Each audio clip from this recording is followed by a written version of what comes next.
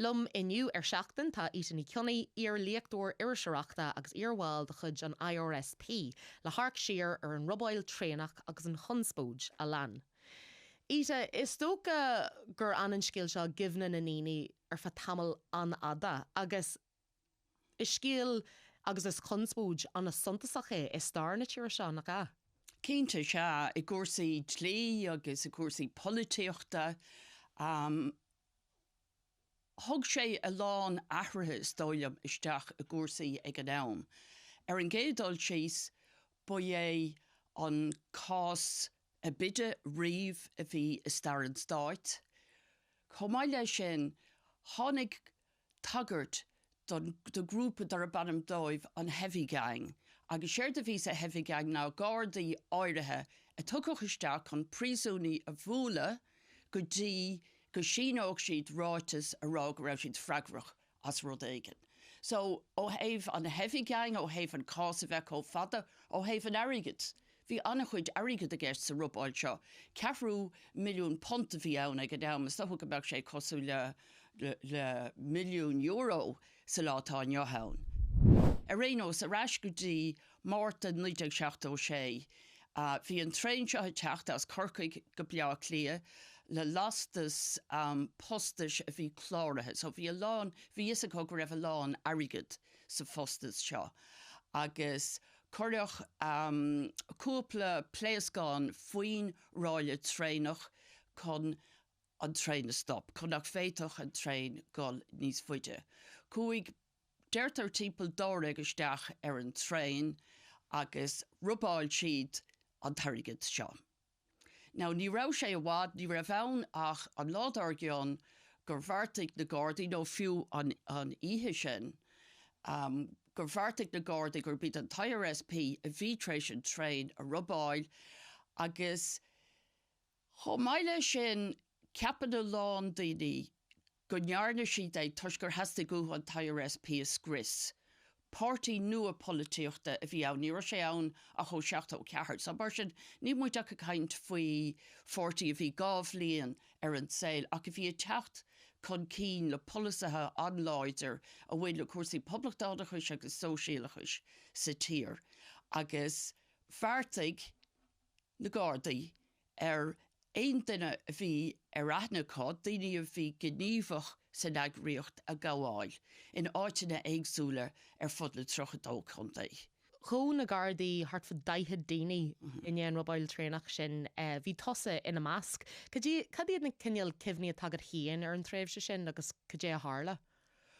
Well, gabhach mé sé tréis go leor den an daoine eile. Tosaíoch ag gabháil daoine ar an ihe gur tharla, nó tróna an lei gur tharla an robail agus gabhach tróir agus ceistíochaí agus sin scuilach séir ríisi den na measc os gur branach.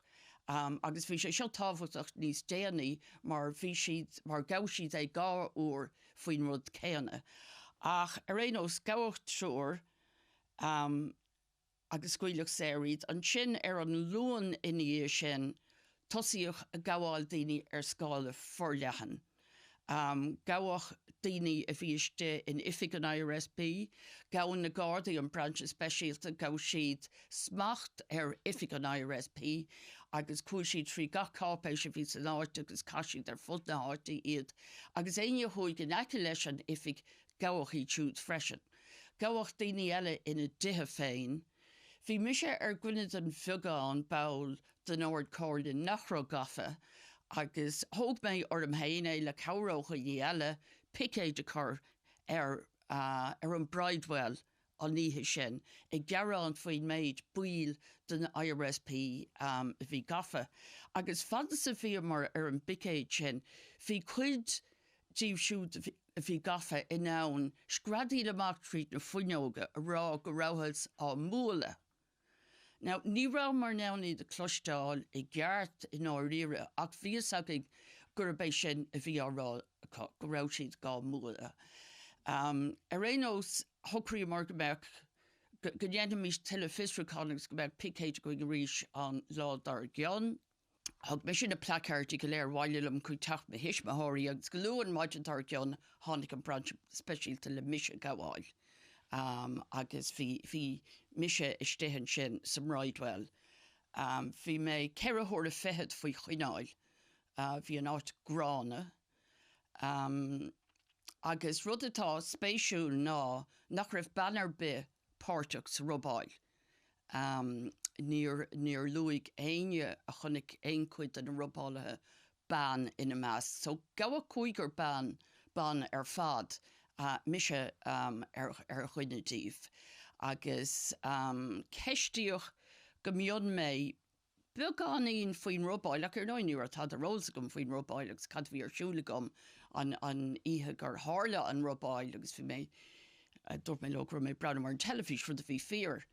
Ach bhí si de géirí fáil amach céin ólas a bhí gom faoi gcuoine eile. So is faoi gcuoine eile is mó i heistigh siad mise. Sin agus cad a bhí ar siúil le an IRSP, cad na haimene, céinsáis móna ebre bhí gceiste going agus lehéid. Bhí an tá dearaglam níor búlú mé, níor búlú dunar bit an maná a bhí faoi chuineáil an tam sin. Ach búlú cinnte níos móna leatan an daoine a gabhach búlú go donna iad agus cuideá go handan ar fad.